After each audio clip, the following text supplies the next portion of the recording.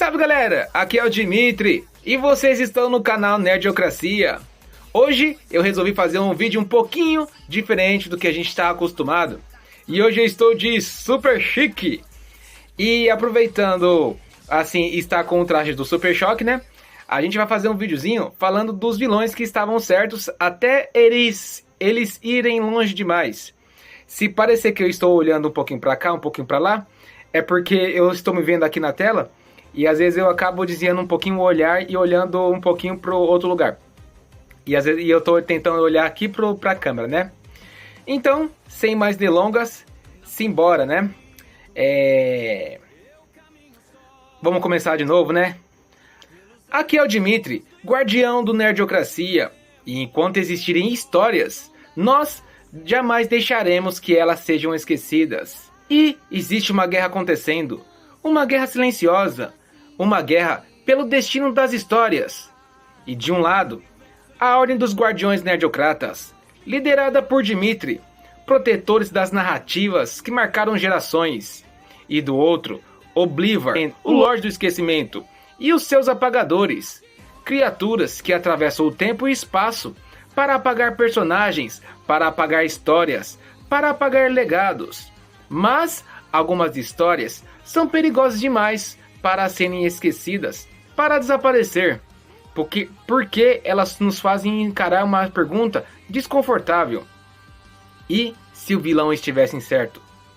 Hoje, os arquivos proibidos do Nerdiocracia se abrem e revelam os vilões que estavam certos até irem longe demais.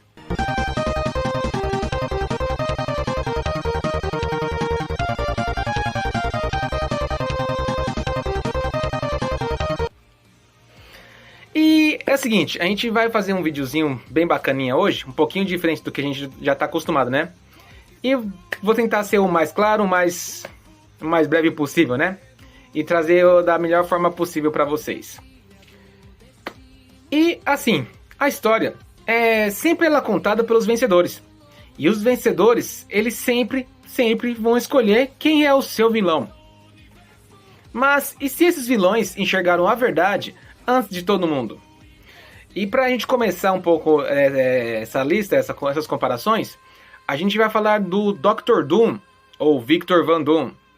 Ele é um dos maiores gênios do universo Marvel e governante absoluto do país fictício de Lativéria. Misturando ciência avançada com uma magia poderosa, Doom ele acredita que a humanidade precisa de um líder forte e incontestável.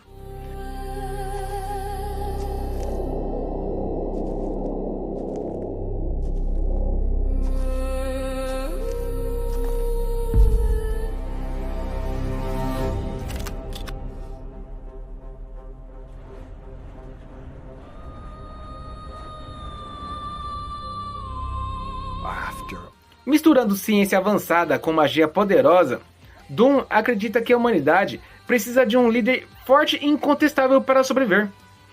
E para ele, a liberdade muitas vezes significa caos.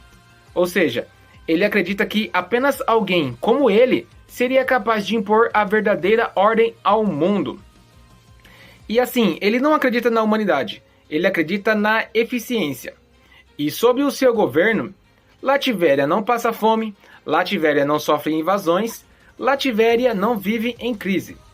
Daí vem aquela perguntinha básica. Será que a humanidade se auto-sabota? E como já vimos que ele acredita na matemática, na lógica, para ele, a lógica é que a raça humana irá destruir o mundo. E de certa forma, errado ele não tá, né? A gente vê aí falando de aquecimento global, né? Algumas coisinhas aí que a gente vê que realmente errado ele não tá, né? Daí o doidão olha para o mundo e vê guerras, fome, governos corruptos e líderes incompetentes. Isso na visão dele, viu?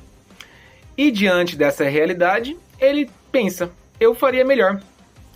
E assim, para quem acompanha as aventuras do Quarteto Fantástico, né? E até as passagens de alguns heróis marvelianos por Lativéria, dá para se notar que realmente sob o seu governo não existe caos, não há crise econômica, não existe invasões e, por incrível que pareça, realmente existe ordem. Mas, como nós sabemos, tem uma coisinha aí que desaparece junto com o caos, né? A escolha. E assim, vendo a trajetória do doidão, vemos que o Doom, ele não quer destruir o mundo, ele quer salvá-lo. Mesmo que para isso ele precise tirar do mundo a liberdade. E talvez, só talvez, esse seja o primeiro passo rumo ao abismo. Vocês veem que eu tô olhando um pouquinho para lá, um pouquinho, dizendo um pouquinho, que nem já tinha explicado, né? Eu olho para cá para me ver, para ver eu mesmo na tela, né? E aqui tá a câmera. Aí fica um pouquinho diferente, assim, um pouco meio que parecendo que eu não estou olhando para a câmera, né?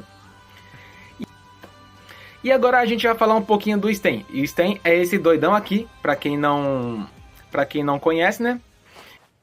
They must all be purged till this world realizes its mistakes.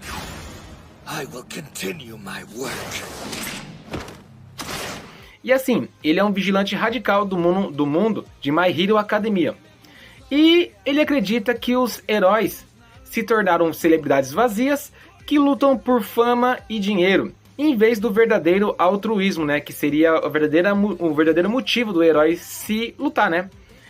E assim, por isso, ele declara uma guerra contra esses falsos heróis, eliminando aqueles que ele considera indignos do título de herói. E assim, quem acompanha, vê que o mundo de My Hero Academia, ele transformou o heroísmo em ranking, né? E diante da visão do Sten, heróis que buscam fama não são heróis. E de novo, errado ele não tá, né? E de alguma forma, ele viu a corrupção moral desses heróis, desses chamados heróis, antes de todos. E vendo realmente o que ninguém queria ver, que heróis simplesmente viraram celebridades, procurando por ranking, procurando por patrocínio, procurando por popularidade, com aqueles sorrisos ensaiados de margarina. Vendo toda essa palhaçada, ele passou a odiar os heróis. E ele, quer dizer, vendo toda essa palhaçada aí dos heróis, ele não passou a odiar os heróis em si. Ele passou a odiar a mentira que os heróis estavam, assim, se tornando, né? E, de acordo com ele, um verdadeiro herói arrisca a vida sem esperar aplausos, né? Nós podemos ver isso no nosso amigão da vizinhança, o Miranha, né? Ó, o meu dedinho tortinho. Já quebrei o dedo. Dói pra caramba, viu? Mas daí, de certa forma, ele não estava errado, né? De certa forma, ele estava certo, né? E daí o que o doidão resolveu fazer? Ele decidiu que ele seria o único capaz de julgar quem era digno e quem era indigno. E assim, infelizmente, quando alguém se convence de que só ele enxerga a verdade, qualquer sangue ou método parece ser justificável, né? E agora a gente vai falar do Ra's al Ghul, que é o líder da Liga dos Assassinos lá no universo DC. E assim, com séculos de vida, graças aos poços de Lázaro. Take it all. No. And that is your final answer?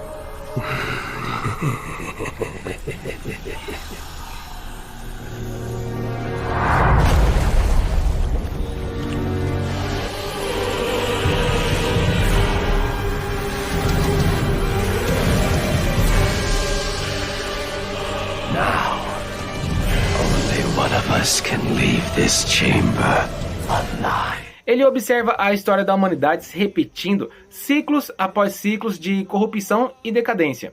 Isso também ele fala muito, ele enfatiza naquele filme lá do Batman Begins, né? Que as civilizações sempre entram em decadência, né? Aí eles voltavam lá e resetavam o sistema, né? E convencido de que a humanidade está destruindo o planeta, né? Novamente aí a humanidade fazendo cagadinha, né? Ra's al Ghul, ele acredita que a única solução é reduzir drasticamente a população mundial para restaurar o equilíbrio da Terra. Tá parecendo alguém que faz assim, né? E assim, a história ela já mostrou que civilizações sempre colapsam por decadência. Abre aspas, a humanidade é a própria praga. Fecha aspas, Ra's al Ghul. Isso foi o Ra's al Ghul que disse, não foi eu não, hein? E assim, o objetivo do líder da Liga dos Assassinos é bem simples, resetar o sistema. Radical? Sim, errado. Mandar um monte de gente arrasta também tá, né? Mas na cabeça dele faz sentido, né? E como nós vimos, o Hazagul ele não quer poder, né? Ele quer equilíbrio. Daí o doidão da carroça, ele olha para a história da humanidade e vê decadência se repetindo, décadas se passam e os erros sempre se repetem. Impérios sobem, impérios apodrecem, impérios caem. E vendo esse carrossel, ele passa a acreditar que a humanidade, abre aspas, é uma praga. Eu tô olhando pra cá porque eu tô olhando pra tela, parece que eu não tô olhando certo, né? Fecha aspas, né? E o que nós fazemos com pragas, né? Nós controlamos. E assim, novamente, para quem acompanha as histórias do morcegão, vê que o Hazagul realmente ele não odeia as pessoas, né? Ele odeia sim o que as pessoas se tornaram. Daí surge uma outra perguntinha bem básica, né? Mas assim, quem é que vai decidir quando uma civilização merece ir de arrasta? E quem é que tem esse direito? E assim, infelizmente, quando alguém começa a tratar vidas como números, mandar uma civilização inteira de arrasta para cima, como ele fez, né? E tentou fazer em várias, até no filme mesmo que a gente acabou de citar. Manda uma civilização inteira de arrasta, acaba virando uma estratégia. E agora a gente vai falar do Zack Yeager. E assim, eu vou falar um pouco agora do Zack Yeager. Mais pra frente eu vou falar um pouquinho do Eren Yeager também, né? E pra quem não quiser um pouco de spoiler do Attack on Titan, eu sugiro pular tanto a parte aqui do Zack quanto a parte do Eren. Porque, meu, vale muita... Assim, eu não vou falar muito, não vou dar spoiler, né? Pra quem... Não é spoiler direto, né? Eu tentei não aprofundar muito nos acontecimentos. Mas vai acabar falando um pouquinho do que aconteceu, né? Cara, pra mim, Attack on Titan é bom demais, cara. A animação, os plot twist, os traços do... Muito bom, cara. O mangá, o anime Quem não assistiu, vai lá que vale muito a pena, né? E assim, o Zack Yeager, ele é um dos personagens centrais da guerra entre os humanos e os titãs em Attack on Titan, né? よく見ておけ、ジーク。これが私たちの住むレベリオ区だ。世界と比べれば鳥かごみたいに小さい。私たちはここからどこにも行けずに死ぬまでここで暮らさなきゃいけない。わかった。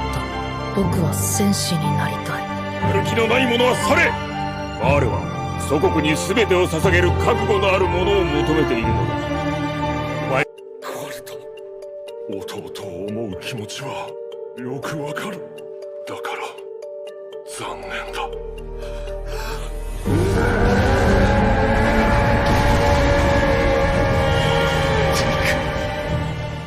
E carregando um passado traumático e uma visão extremamente pessimista do mundo, uma ótima combinação, né? Um passado traumático e uma visão pessimista do mundo, né? Maravilha. Ele acredita que o sofrimento causado pelos titãs e pelos conflitos humanos só terminará se os Eldianos deixarem de existir. Ou seja, para ele impedir o nascimento de novas gerações, seria, na cabeça dele, seria a forma de acabar com séculos de dor, né? E assim, para quem acompanhou, né, o anime, o mangá, no universo de Attack on Titan, ser Eldiano é nascer condenado. É nascer como uma arma, e Zack viu isso, viu o sofrimento, desde que ele era um minizinho Eldiano. Daí o doidão decide, eu acabarei com o sofrimento, mesmo que custe tudo. Pausa dramática. E assim, como eu já tinha falado, né? Nós quando conhecemos o Zack, a gente pensa, mano, que maluco é FDP isso daí, viu? Mas assim, conforme a história vai avançando, a gente até entende e acaba entendendo o lado dele, né? Só que na verdade isso não acontece só com ele, né? Acontece com os outros personagens também, né? Que hora você ama, hora você detesta. E assim, os plot twist é muito bom, cara, muito bom. Vai lá assistir que vale muito a pena. Voltando, né? E assim, ele não age por ódio. Ele age por desespero lógico, porque ele cresceu vendo toda aquela trajetória do povo dele, né? E diante da visão que ele tinha, né, ele decidiu quebrar esse ciclo. E é dessa forma que o mundo ficaria na visão dele. Sem guerras, sem titãs e principalmente sem crianças destinadas ao horror desde o nascimento. E a solução que o doido da carroça encontrou? Silêncio eterno. Sem nascimento, sem futuro. E de certa forma, ele acreditava que estava sendo misericordioso. E também eu esqueci de dizer que ele queria mandar todos os Eldianos de arrasta para cima. Assim, as próximas gerações simplesmente não iriam existir. Mas misericórdia sem escolha ainda é violência. Agora eu tô acostumando olhar um pouquinho pra câmera aqui, tá? Eu tô começando a acostumar um pouquinho mais. Agora a gente vai falar do V de Vingança. Ele é um misterioso revolucionário mascarado que luta contra um governo totalitário no universo de V for Vendetta ou V de Vingança. A única coisa que temos em comum é que ambos estamos prestes a morrer. Como imagina que vai acontecer? Com minhas mãos no seu pescoço. E assim, inspirado por ideias de liberdade e justiça, ele passa a usar a sabotagem e o terrorismo como para despertar a população contra a opressão do regime. Para ele, para o V, né, às vezes é preciso destruir um sistema corrupto para que algo melhor possa surgir em seu lugar. E assim, em um regime totalmente autoritário, quando fala dessa parte totalmente autoritário, eu lembro do episódio do Chris, que o menino chega quando ele estava se candidatando a presidente do Grêmio. Aí o menino vai perguntar, tipo assim, pro Caruso, os caras faziam as perguntas tão simples, né? Tipo assim, o que você acha de ter soco no refeitório? Aí ele fala, vai ter soco sim, mano. E todo mundo aplaudia o Caruso.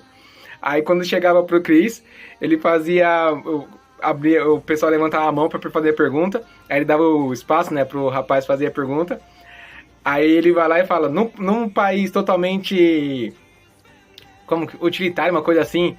como é que a Corleone se posicionava referente ao preço do ouro? Ele, pô, mano, a pergunta mó, tipo, como fala? A pergunta mó elaborada, agora pro Caruso era só, vai ter suco sim. Então, num regime autoritário, né, infelizmente, o povo, ele acaba aceitando o medo. Isso aqui a gente tá falando lá do V for Vendetta, tá? E o povo, ele não deveria temer o governo. E o V, como quem acompanhou o filme, as séries dele, a gente vê que ele não quer poder. Ele quer apenas despertar a consciência da massa. E para isso, ele não luta contra as pessoas. Ele luta contra o medo que as pessoas enfrentam, né? E daí, para justificar as suas ações, nada assim muito elaborado, né?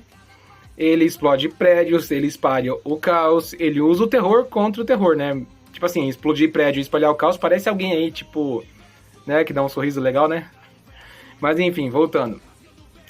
E quando a violência vira símbolo, ela também acaba virando legado, né? E os símbolos, eles podem inspirar libertação ou muitas vezes a destruição, né? E agora nós vamos falar do Mr. Freeze, o amor que virou obsessão. Dr. Victor Fries, ou Dr. Victor Fries, também conhecido como Mr. Freeze, é um cientista brilhante cuja vida mudou após um acidente que o deixou dependente de temperaturas extremamente baixas, né, para sobreviver. E a sua principal motivação é salvar a sua esposa Nora, que está gravemente doente. E I'm afraid I cannot do that, Batman. You have given me your last order. This is not a time for negotiation. I think it is. The clown has my wife. Bring her back to me. E assim, ele congelou ela, bem sensato, né, bem normal, para quando ele conseguisse descobrir a cura, ele descongela ela e cura ela, né? E assim, muitos dos seus crimes, ele acontece porque ele acredita que qualquer meio, qualquer ação é justificável para encontrar a cura para Nora. E assim, como a gente já viu, ele é um cientista que foi traído por um sistema corporativo. E novamente, para quem acompanha as cruzadas do morcegão lá em Gotham, né? Vê que o Mr. Freeze, ele realmente não quer destruir Gotham, né? não quer destruir a cidade de Gotham. Ele apenas quer salvar a Nora. Tanto quando a gente acompanha anime, não. Os desenhos, os filmes, as HQs, a gente vê que o Mr. Freeze, ele não é malvado, ele não é ruim. Ele só quer salvar a Nora. E ele faz tudo por isso, né? De qualquer coisa ele justifica por isso, né? E para ele, sem a Nora, nada mais importa, né? E diante assim, do desespero que ele sentia, né? Ele implorou por ajuda. Daí ele recorreu à ciência e também confiou no sistema. E o que aconteceu? Fala, merda! O mamute virou merda. Eu me lembrei agora. Os 30 a mais, lembra dessa musiquinha aí, né? O pequenino mamute, né? Tá bom, parei. Voltando. E o que aconteceu? O sistema traiu o Victor Fries, né? E o que ele fez? Uma coisa bem simples, né? Bem normal. Ele pegou, simplesmente congelou o mundo. Congelou todo mundo. Tipo assim, na cabeça dele isso aí fazia sentido, né? E ele fez isso, tudo isso por amor, né? Mas quando o amor vira obsessão, ele infelizmente deixa de ser puro, né? E daí vem a pergunta, né? Quantas vidas precisam ir de arrasta, né? Se é que me entendem, né? Para que apenas uma seja salva, né? E agora a gente vai falar do Griffith, o preço de um sonho. O Griffith, ele é o carismático líder do bando do Falcão no mundo do mangá de Berserk e do anime também, né?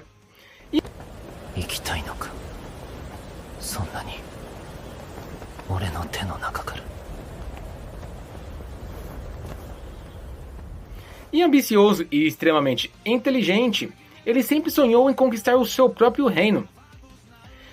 E para alcançar esse objetivo, ele está disposto a sacrificar qualquer coisa, né? Qualquer coisa. Inclusive aqueles que confiam nele, né? Griffith, para quem acompanhou, ele nasceu sem nada, né? E para quem não acompanhou, tá sabendo agora. E o seu sonho era bem acessível a qualquer pessoa que nasce sem muitos recursos financeiros, né? Era de ter o seu próprio reino, imagina, né?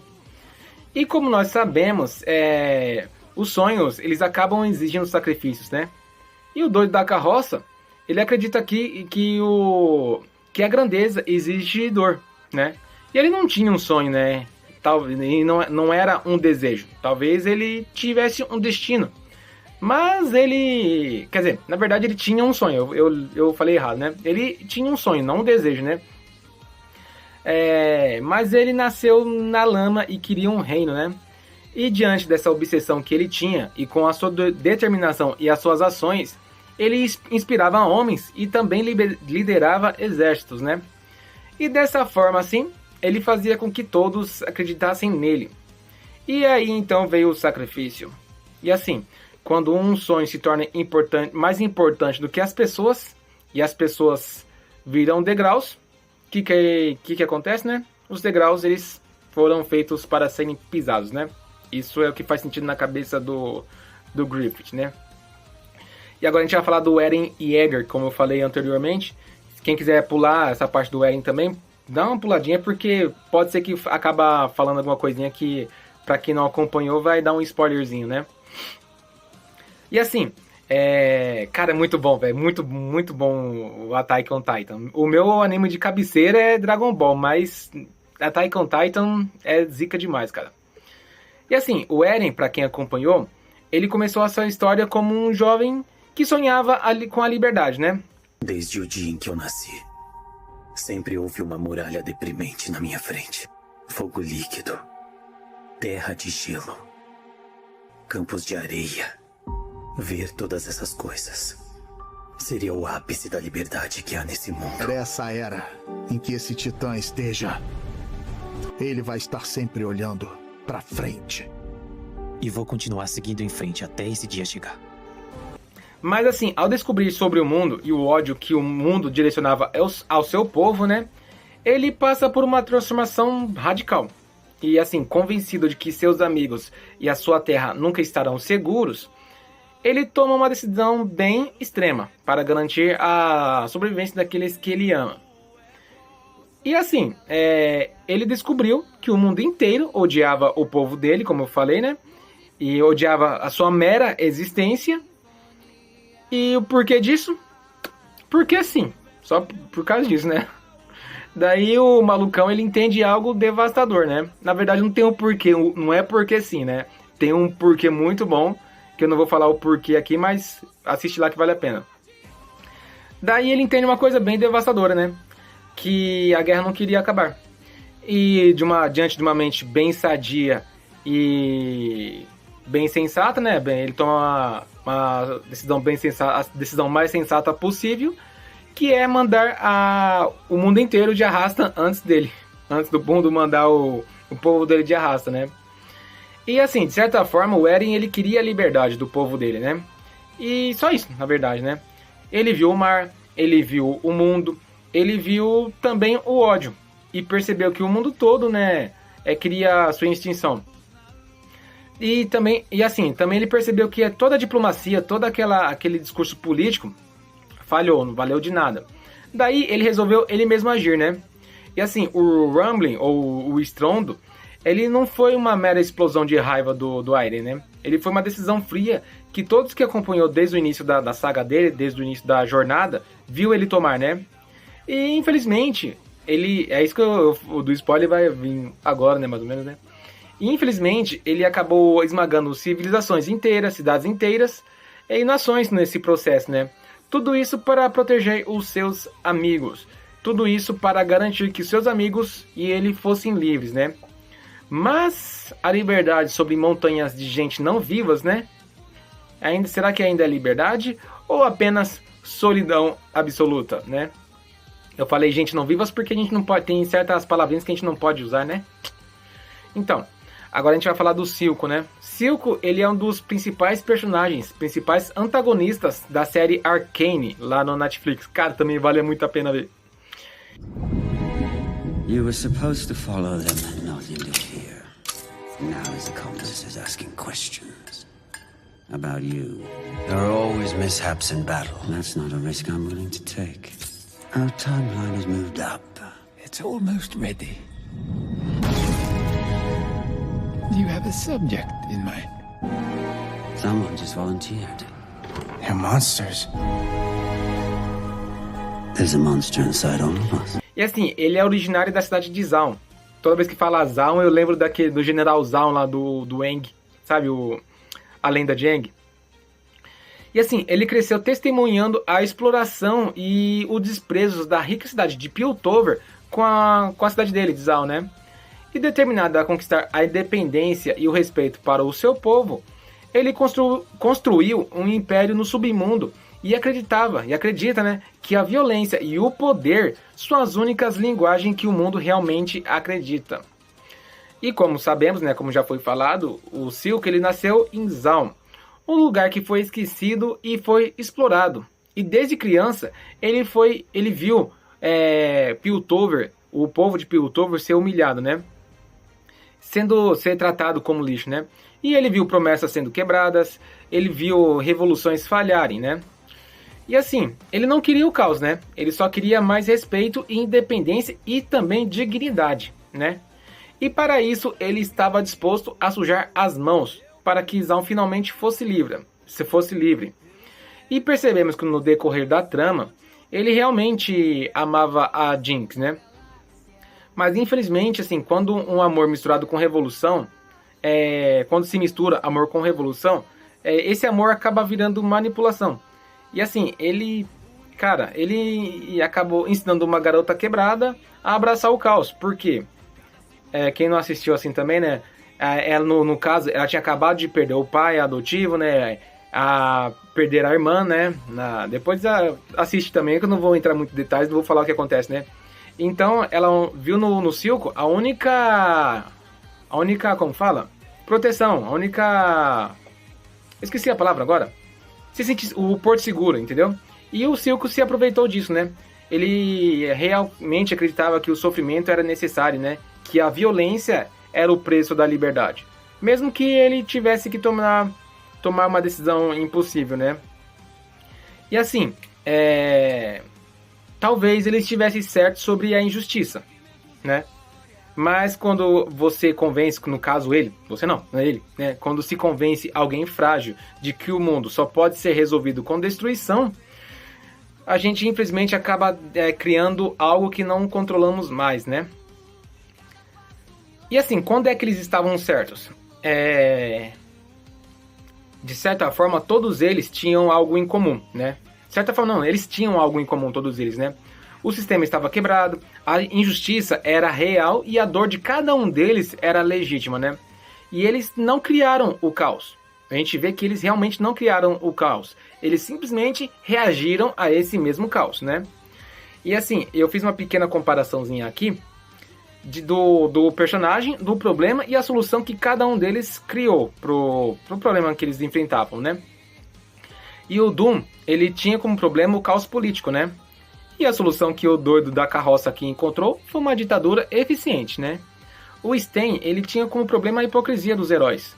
E o que ele pensou? Vou purificar todo mundo. Ele achou que tinha que purificar todo mundo, né? O Hazal Ghul, ele via como problema a corrupção humana. E a solução que ele encontrou foi o extermínio, né? O Zack, ele viu como problema, ele tinha o sofrimento eterno, né? E a solução que ele encontrou foi a extinção pacífica. Já o V, ele via o problema com a tirania. E a solução que ele encontrou foi uma revolução, né? Já o Mr. Freeze, ele tinha como problema a perda que ele estava perdendo a esposa dele, né? E a solução que ele encontrou foi fazer vários crimes para poder salvar a esposa dele. Bem sensato esse também, né? E o Griffith, não é muito diferente, assim, dos outros que a gente citou, ele nasceu na miséria, né? E a solução que ele encontrou para poder resolver todos os problemas dele? Sacrificar os outros, né? E o Eren, o que ele encontrou? Ele tinha como usar a palavra? O problema que ele tinha é que a população dele, eu não posso usar a palavra que eu coloquei no roteiro, né? Mas assim, a população, o povo dele todinho ia de arrasta. O problema que ele estava enfrentando, né? E o a solução que ele encontrou? Mandar os outros de arrasta primeiro. E o Silco, o problema que ele enfrentava era a submissão do seu povo. E a solução que ele encontrou? Mandar alguém mais doido que ele, mais lelé da cuca que ele, resolver os problemas dele, né? E assim, o problema nunca foi a intenção deles, mas sim as decisões as decisões e como eles executaram os planos deles que acabou se tornando um problema, né? E assim, quando é que a razão virou fanatismo, né? Ainda tô olhando pra lá, mas eu tenho que olhar pra cá, tenho que pegar o hábito de olhar pra cá. Assim, eles não estavam totalmente errados. O problema foi como eles executaram suas ideias. O Doom, ele decidiu que ninguém mais merecia escolher. O Stein, ele se tornou o juiz absoluto de tudo. O Hazal Ghul resolveu mandar milhões de arrasta para salvar bilhões. O Zack resolveu roubar o futuro de um povo inteiro, porque querendo ou não ele estava retirando o futuro de um povo inteiro, né? O V normalizou a violência como ferramenta, né? O Freeze, ele acaba colocando inocentes em risco para ele conseguir o dinheiro para a pesquisa dele, né? O Griffith, ele acaba sacrificando quem confia nele. E o Eren, com o Rumbling, acabou esmagando cidades inteiras, né? Não tem muito o que falar, né? E o Silco, ele manipulou uma garota que precisava de apoio para poder alcançar os seus objetivos, né? E assim, o maior perigo não é o vilão, né? Não é o vilão em si, mas sim alguém convencido de que está certo, né? Porque assim, quando alguém acredita demais na própria razão, qualquer atrocidade parece ser justificável, né? E assim, a gente chegou ao final desse vídeo. Eu espero que tenha sido um pouquinho diferente, quer dizer, na verdade foi um pouquinho diferente do que a gente está acostumado. Espero que tenham gostado, né? Se der certo a gente vai trazer mais vezes assim. Muitíssimo obrigado pela atenção de vocês, por estarem acompanhando a gente, né? E porque as histórias importam, sim. E os guardiões nerdocratas jamais deixarão que elas desapareçam.